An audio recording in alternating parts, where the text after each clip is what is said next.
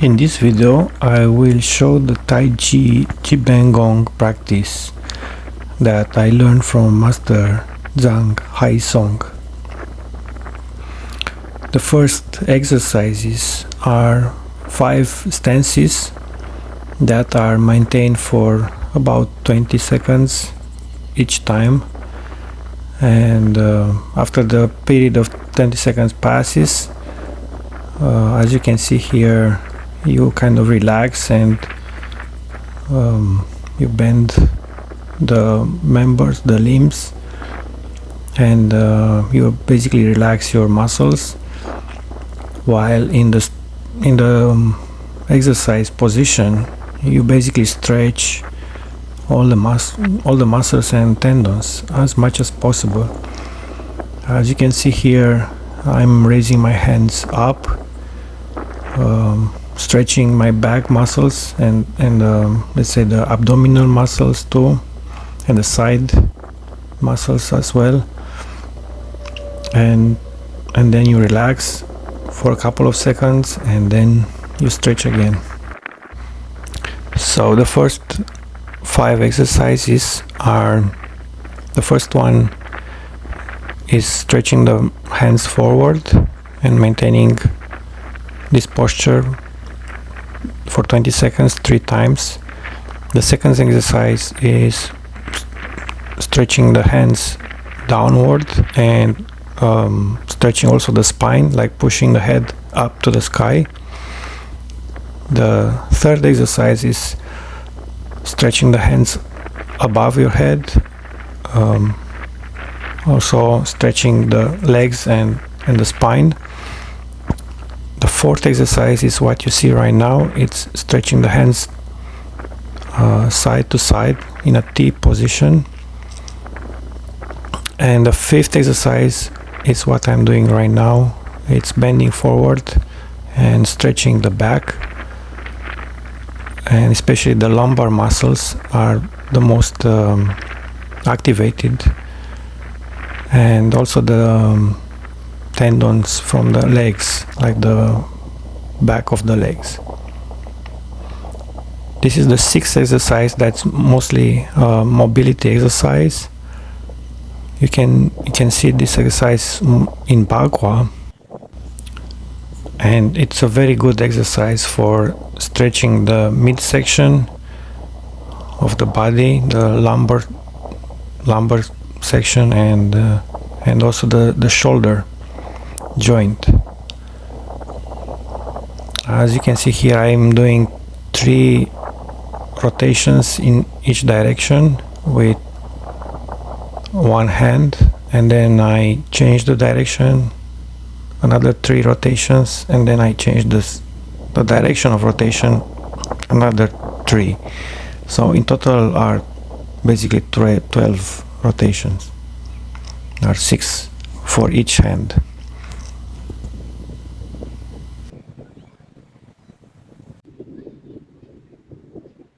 This is the last exercise, the 7th.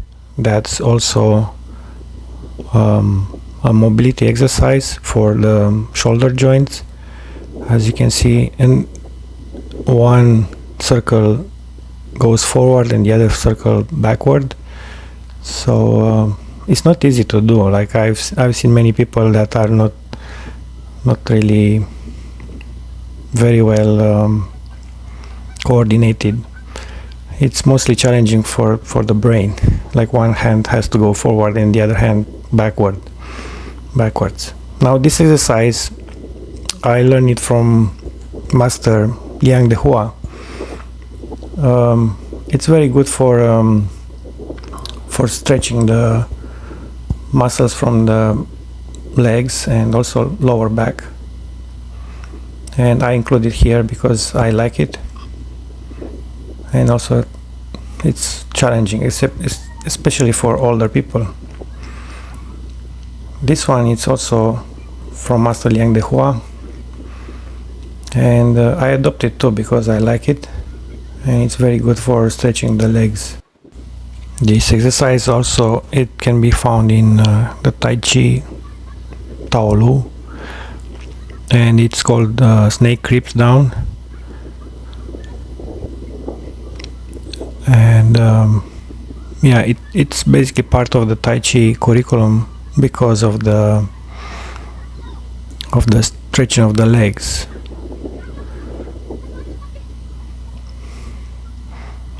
The next exercise, it's basically the cloud hands. The way I'm doing here, I keep my knees and hips fixed, and I rotate only the rib cage. This is called moving the yao. Like the way I was taught by Master Zhang. The cloud hands should be done like moving only the yao, but not moving the kwa. So as you can see here, the hips, they don't move, and the knees also, they don't move at all. You have to keep this fixed, and only the shoulders and the thoracic cavity, I mean the thoracic part of the body moves. This exercise actually activates the muscles of the also lumbar region, and this exercise is actually specific only for that, to use the muscles of the yao, and to learn to actually use these muscles to activate and to kind of learn to pull a load from one side of the body to the other side.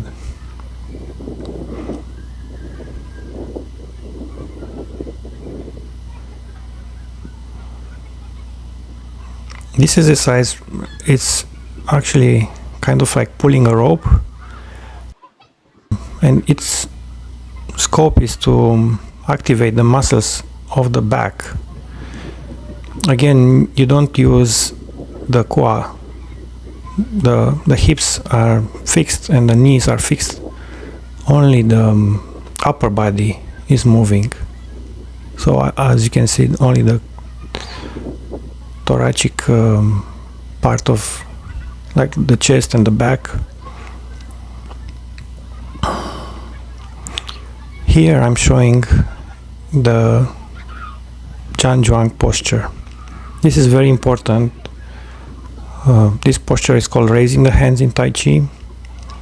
I asked Master Haisong, what is the best posture to practice Janjang? And he told me he thinks this is the best one because it has several purposes.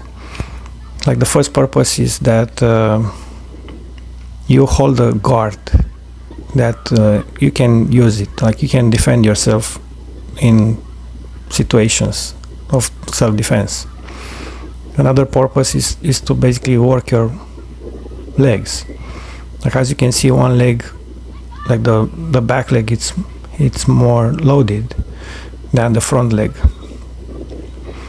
and puts more stress on this leg, and you kind of have to work it harder.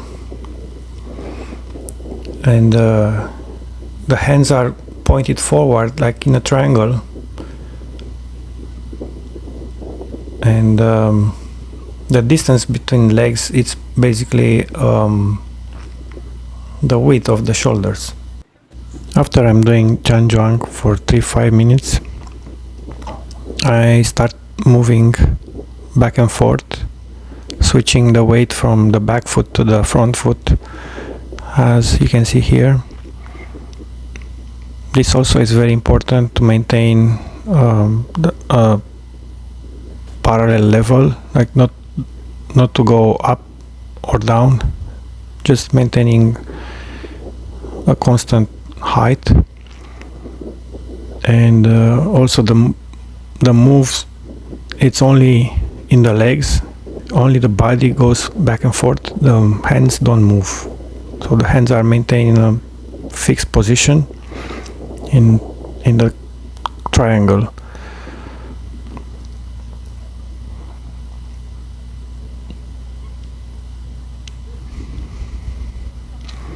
Also, what is important here is to keep as much as possible the hips facing kind of towards the movement. Like, let's say we have an imaginary opponent, the hands are pointed towards the opponent and the hips as well. Like in the other styles that I learned, for example in chain style, the hips are kind of turned maybe 45 degrees. Here I'm trying as much as possible to face the hips parallel to the opponent. Anyway, the hips may not be possible to put them quite parallel, but the shoulders have to be parallel. Here I'm doing circles, vertical circles, which can be done also in one direction from forward to backward, and also they can be changed the direction. These are very important to develop later fudging or let's say pushing abilities.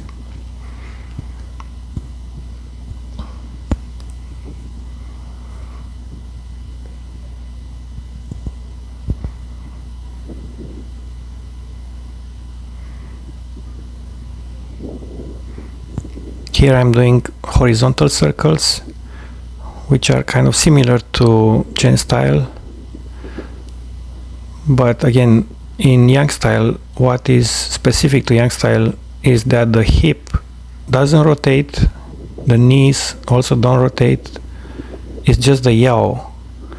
So when you perform horizontal circles, it's the yao who rotates, not the hips and not the knees. The knees are supposed to go only back and forth.